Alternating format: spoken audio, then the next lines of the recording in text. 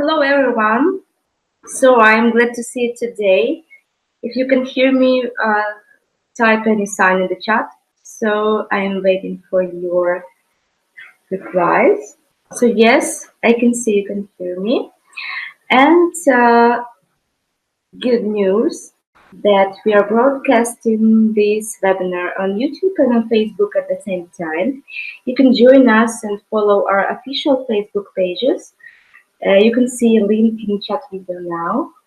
And of course, we are appreciative of your feedback, so you're welcome to share, like, or comment on our videos. And of course, we are happy to invite all of you guys to our huge, big UT Camp event this summer. It will take place on July 22nd, 28th.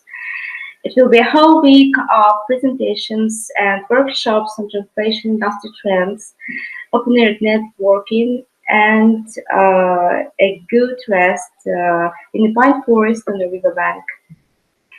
In order not to miss any news about the upcoming conference, join our event on Facebook. You can see a link in the chat window now. And we are celebrating more than 1,500 subscribers on UTCamp channel on YouTube. We thank all of you for your interest, confidence, and support. We'll keep on doing a great work. Thanks. And if you haven't subscribed yet, you're always welcome to do it. We publish all our videos there, and you'll receive the notification about the latest videos. You can also register for UTCamp 2019 at an affordable price till June 1st, so submit your applications as soon as possible. Visiting UTCamp is a good reason to take part in the biggest event in Ukraine. Combine conference participation with the family vacation and work. Listen to presentations by translation industry experts, and simply get a good reboot. Just visit our website and apply as a participant. You can also find our program on our website. We selected the most enthusiastic and prominent speakers so you can receive firsthand as much useful information as possible. And of course, we would like to thank all our UTCamp sponsors and partners, companies and people who make this event possible. Translation companies Language Solutions Pro, Logos Global and Logos IT, Lindsay Insights, D-Service, Language Center, as well as our media partners and exhibitors. In case you're interested in supporting UTCamp too, you can find all our sponsorship opportunities on our website in sponsor section. Our today's meeting is going to be hosted by me, Irina Vizer, UTCamp CMO. And our speaker is Sasha Terekhov. He worked 7 years at InText on various positions from marketing manager assistant to a head of vendor management department. During his work with diverse businesses at Proscom for last 2 years, he conducted research about the best representation of LSPs to buyers and MLV vendor managers. Now it's time for me to turn it over to our speaker, but before I do that, I want to ask all of our attendees to send questions in the chat window, and I will ask them at the end of the presentation. Hi Sasha, and thank you for accepting our invitation. Hi Ira, thanks for having me. So you're going to tell us about the website. Mm-hmm. So during my work for Pros.com, we're working with a lot of businesses, and most of our businesses are medium or small LSPs. And what usually we see, especially for companies outside countries like Germany or US or Canada, that they have pretty awful website. And like, it's not about it's hard to do that, but it's more about like there is almost no information aside from we do everything to everything, and just call us. So what can we do to fix it. And one of possible solutions is just to share this information we've collected with the most successful companies.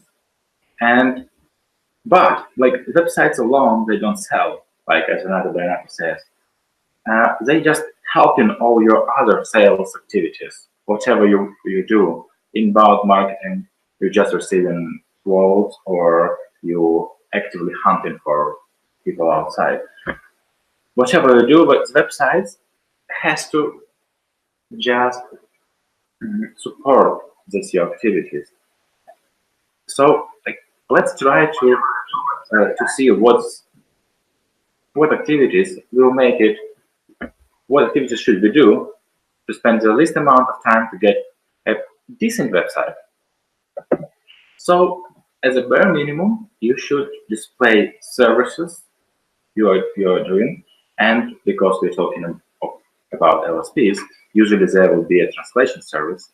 So languages and subject areas are quite important, and maybe one of the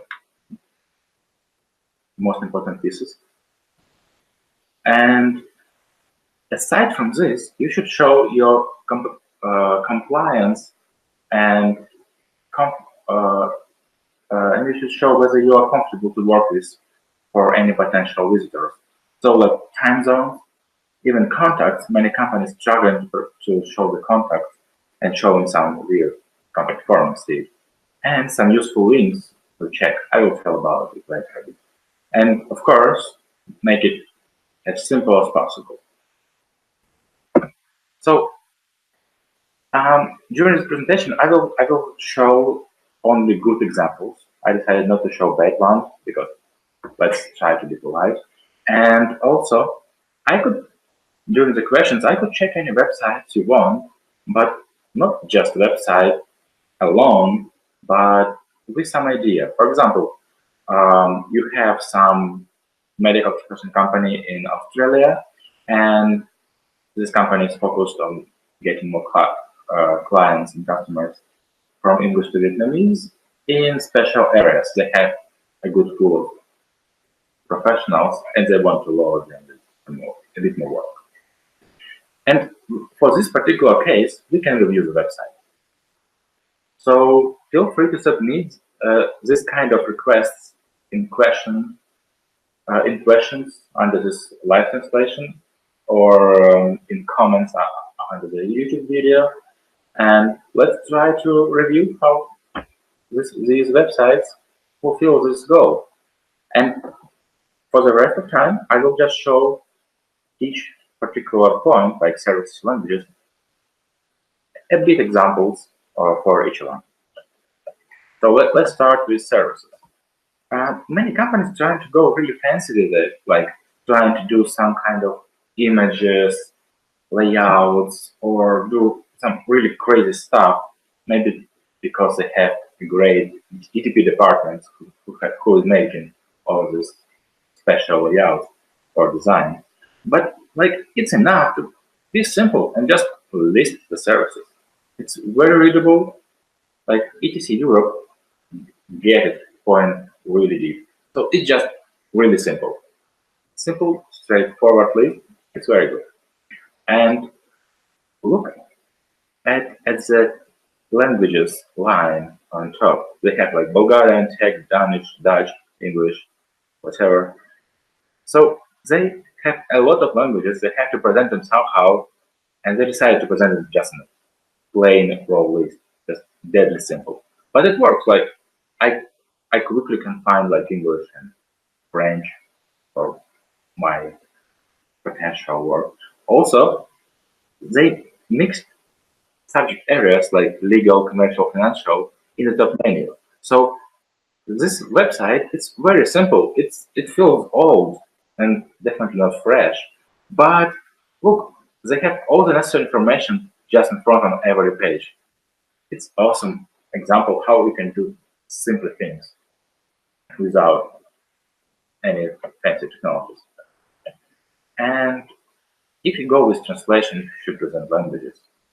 But here's the biggest challenge right now. Nobody knows how to present languages. Basically, if you have like several languages, maybe you are focused on the Eastern European languages like Polish or Hungarian or Romanian, and you translate them from many European languages, like not many, a few, like 5 European languages into one language, the Romanian. You can just list these language pairs. Don't do any tables, any crazy stuff. Just simply go with list of these language pairs you're doing. But if you're doing in different directions, now it becomes a bit more complicated, especially if you handle, for example, Russian, Ukrainian, and Belarusian languages. You can say this is like a group, or like companies in India. They are usually covering several languages which are used in India, and they just saying we are covering most Indian languages, and that's okay to work with to start with. Also, you can, if you target a region, like you can cover Middle East or you can cover Indonesia, then just say about the region, because many companies, many MLVs, they need to fulfill their request for proposals from their buyers, and they're looking for a particular company who can take some part of the workload. So consider some big MLV, and they were having a lot of vendors for European, North African, and Middle East regions, and they were covered by that. But one of the RFPs, request for proposals, one of them was focused on Indonesia, and they wasn't very well represented there. And it was really hard to find a company who will just say that we are focused on providing localizations from English into a bunch of languages which are widely used in Indonesia. So if you cover a region and have one source text or one source language, sorry, you can just specify that, and this will be good enough. And it's really simple to do. Instead of doing big tables of different languages and looking for crossings, you will say it like you are saying in conversations, like more human friendly. Also, if you're specialized in some language, you should definitely highlight that, and not like just in the biggest, in the homepage and on every page. If you are only doing this translation from like German to French, and you doing just that, nothing else, you should highlight and communicate this on every page. People won't waste time if they're looking for like German into Italian, for example. And people who will need some kind of really specific service, or they want to find a really dedicated person handle their some kind of special project, they will just feel that you are really specialized and tuning out all projects that you don't feel comfortable with, and this will give you a bit of credibility. And if you like have some spare resources and not very much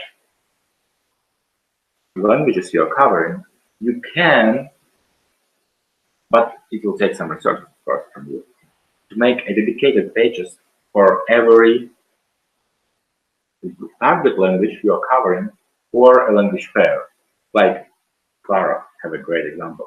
They have several hundreds of languages, but basically they're selling several target languages in most of their portfolio. And they prepare just special landing page for us, the key target pairs, target languages, just to get some traffic and just to get some attention of the vendor manager. So it's pretty big problem of representing languages, but try to make it simple. So, and in the same words as your customers, the clients asking you about the languages for. Remember, the only thing you need to do is match what vendor manager has in his request for proposals or his requirements for a new business partner, and you have to match this exact words, or at least try to do it. After languages, another one is subject areas. It's pretty hard question also, but much easier than languages. And you can just use the great solution that was invented by Sasha Terekhov. For each subject area you are representing or trying to manifest that you are doing that well, just say what end clients or what buyers, brands were covered there. If there was covered, because like if you say like you have a customer of Philips or like Hyundai Heavy Industries or something like that, it says nothing because they're doing like a bunch of things and it's not clear whether they will do safety or shipping or automotive for them. So try to present subject areas in terms of what exactly we did for exact buyers or project. And if you cannot show buyers by some NDA or something, then just try to avoid this and say something like, we are working with one of the 5 biggest automotive manufacturers in Bavaria. So it's kind of, you're saying who you're working with without saying this, and it's work fine. Everybody will understand. And when you're saying something like that, it's very important, again, to match what vendor manager has in his task. Because not all vendor managers know exactly the details of the project, and he just needs to ensure, he or she, just need to ensure that you are a great match and you worth wasting some time. Like Janus had a great example of how they spend their time with different clients. So if you go to company section on their website, there's the case studies, and for each big buyer they have or the buyer they're proud of, they have a nice case study, and it's pretty simple and like you can prepare them easily without any kind of procrastination because it basically says we work with for HP for 30 languages, and the subject areas was IT, support, marketing, and legal. Basically, that's all you need to say. And also, of course, you need to add some text about special stuff just to not make it look empty. But the basics is there. So if I'm looking for covering my IT company with some legal stuff, and I'm worrying whether these guys were just doing hardware translation, for example, I can quickly check the case studies and see that they were covering the legal issues too. So it increases my confidence, and maybe I will decide to contact them. But again, remember, website just supports your activities. It's not sell by itself. Of course, there are some exceptions, and several companies are really selling with their websites only. But if this is the case, I guess there's a very well nailed it, and they won't be in this video webinar. So let's go to the one particular area of subject areas. One particular subset of subject areas is your company specialization. If you have a specialization, you have to manifest it. You have to say that we have a specialization really clearly. Like, first example, like Alphalingo has a very clear specialization on automotive or machinery sectors. They're doing only that. They are rejecting many of profitable projects from other areas. So they are focused really hard on that. And thanks for the logos of their customers and the small amount of text on the homepage, you kind of get it. And also they have case studies where you can read it about that, the team page where you can read about the background, the machinery background of their team and stuff. But compare this to the Ukrainian company Ordentrop. They are like really clear about what kind of documents they do. And this is something you want. You want to get inquiries from translators who want to translate books. You want to get requests from customers who want to translate books and from everybody else. Even though you will still receive some spammy messages, but at least you will try to make it clear and hopefully reduce the amount of noise in the inbox.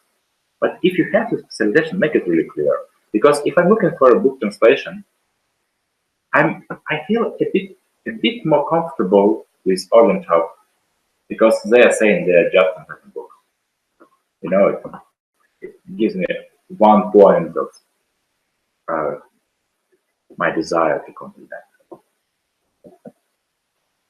And now let's switch to working comfortably. So even if you're doing the work I need, or you can cover the languages I need or whatever, and I feel comfortable about your competence, we may not be very good match for each other because we work in different time zones or we have different legal requirements and stuff like that. So for these reasons, many LSPs usually opens offices, sales offices and production offices in several countries and several legal jurisdictions. So you have to represent this because it's really great selling point.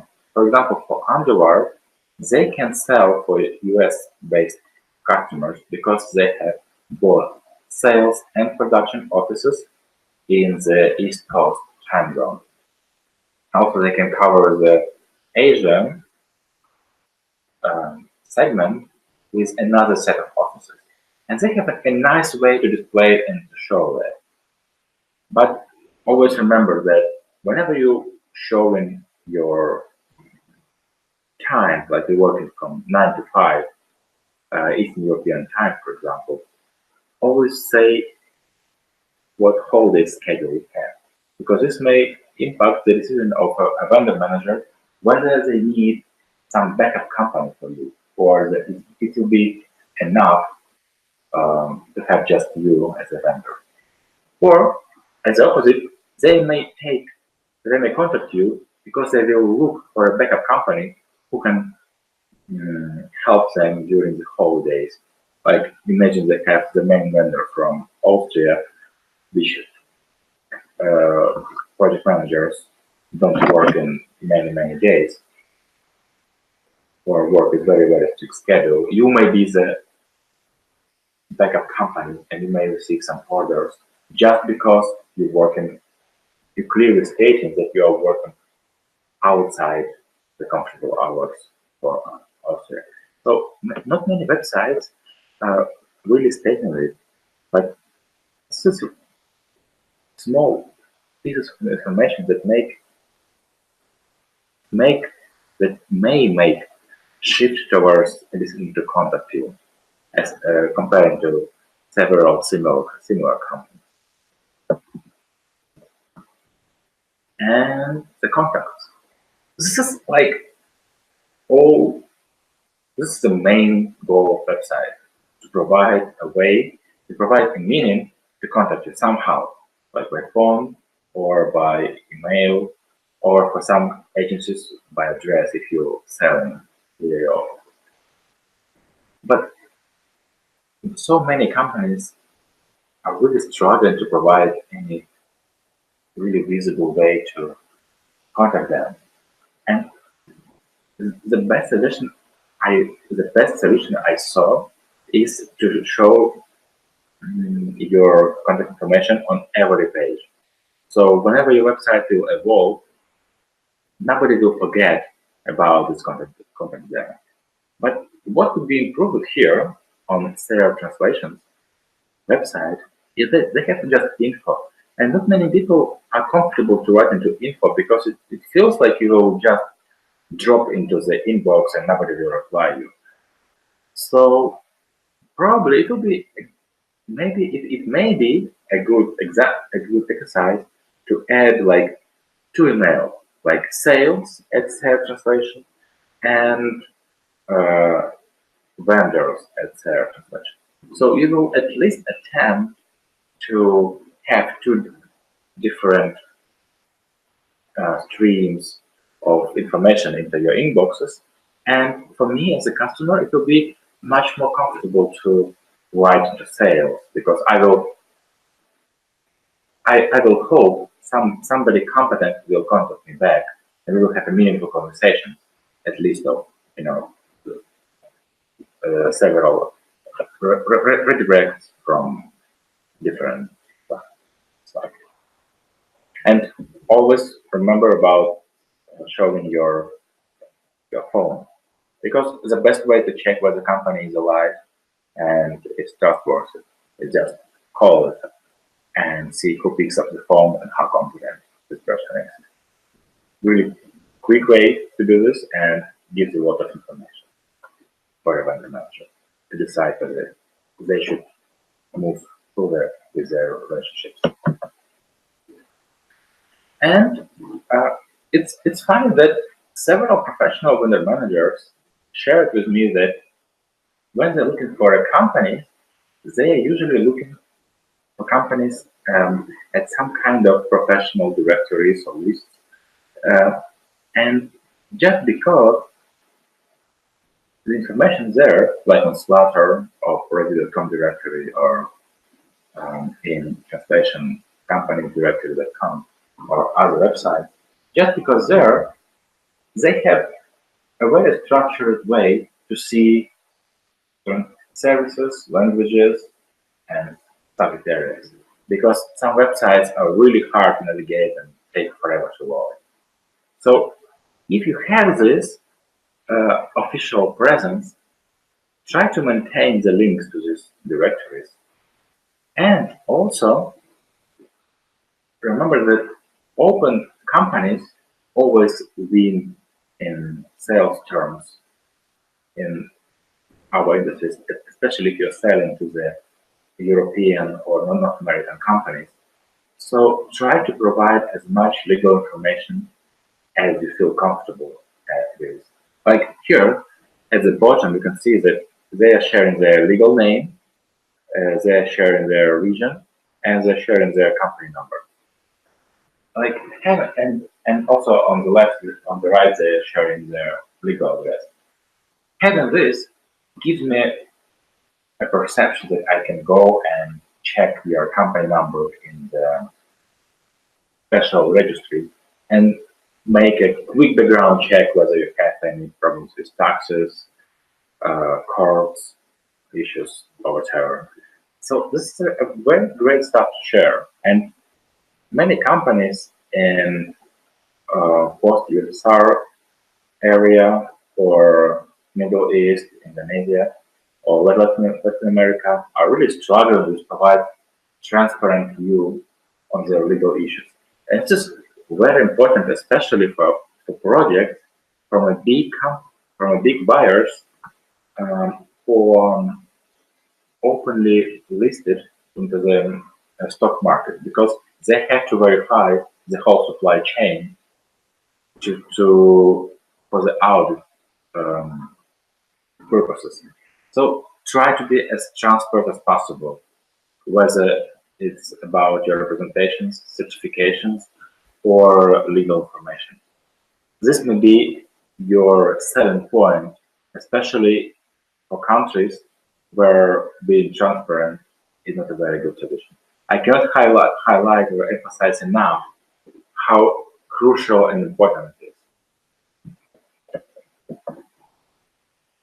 And always be aware about any special technicals, fancy stuff that agencies or freelancers will try to sell to you. All these animations, background videos, I don't know, whatever else, um, flash presentations or preloaders, it just makes it complicated to maintain.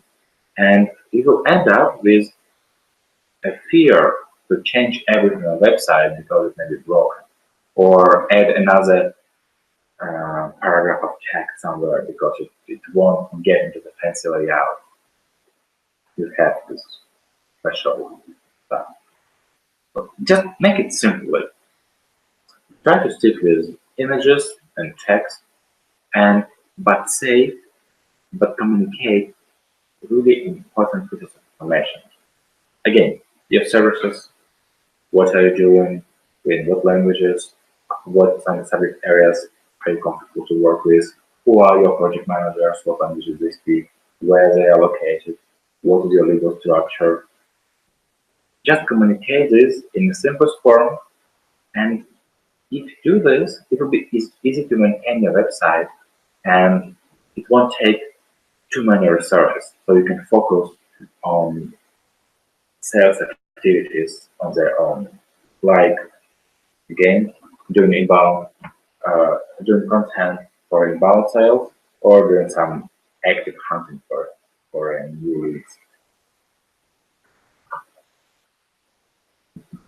And special thanks to Daria Harrison, from former global research director at Moravia. She helped with her great experience to structure the biggest pain points for vendor managers who are looking for business partners. Konstantin Dranch, with his uh, experience on building ratings for companies in several areas, also highlighted the most important bits of company data. And of course, Prodi.com for making it possible to have a lot of conversations with different businesses about them selling their services to other MLVs. And if you want to dive further with websites or selling, there are several other webinars or presentations where you can check some additional information. And I will suggest this for, like, if you want to switch from active sales into more passive ones, even though it won't be cheaper, but maybe a bit calmer, uh, definitely check the inbound marketing for MLVs from Lindsay. And if you already have a website and provided all necessary content there, it may be a good investment of a bit of time and a bit of money, not a big amount, into the search engine optimizations. And a good example of results of search engine optimizations in several languages, I have the Search Me presentation from Gala. And if you want to sell to the end client, HP prepared two presentations about selecting a vendor for localization. And if you read these presentations, you can see the questions, you can see the risk they're trying to deal with, and try to reflect the answers to this within your website. And it will just help vendor managers one step more and decide to contact you. So again, remember, website usually don't sell, and try to spend at the least amount of time there while preparing the most important pieces of information on. And that's all for me. Thanks. Thank you, Sasha. Thank you for your presentation. And now we know that it's possible to be as transparent as possible and clear. And again, for all marketing people and for those who struggle to make their websites as attractive as possible. So what do you think, what would attract your client more, and where is the balance between some newly website with a nice visual content, marketing text, or doing a simple website with clearly stated information? So where should we invest more? Um, it, Usually it's better to be simple because not all vendor managers are as professional as project managers who are preparing text for websites, because usually it's the smartest and brightest heads doing some bright text which nobody could understand except them. So it's usually better to be simple and to be human friendly. And whatever you do in emails, you say in emails or you sell in via email, just state this on the website in a form which is easy to read. That's all. It will be not as painful as trying to be really fancy, having fantastic view, or doing a lot of different games you can do. And also, it will be much, much cheaper because you can write your text with your project managers, with your editors, and they will be professional and good.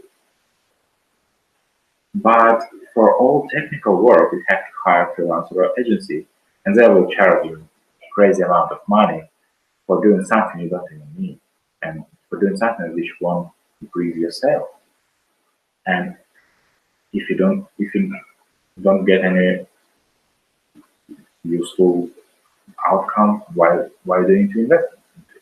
So it usually like it's much better to have up to date simple website. Up to date means of information and focus and company status, comparing to a fancy one which was abandoned 5 years ago just after it. Thank you. And we just saved a lot of money from this answer.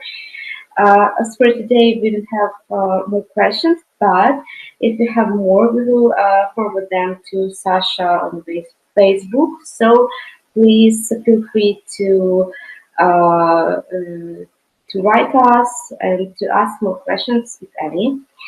And for our next webinar, yes, it will take place on June 13. And we will talk with Joseph Kavalov about creative translation and creative approach to quasi-creative tasks. And the registration is already open on our website, webinar.utsc.eu. And we store all our UTSC webinars and speeches video section on our website, utsc.eu. Enjoy watching them for free. To know how to stay in touch with us, just follow our social media. We always list them on our video descriptions. And if you're still here, of course, we want to hear your opinion on this webinar. So we kindly ask you to give us some feedback. Here is the form you could see in the chat window. And we don't say goodbye, as we will already meet you soon, just in 2 weeks. See you.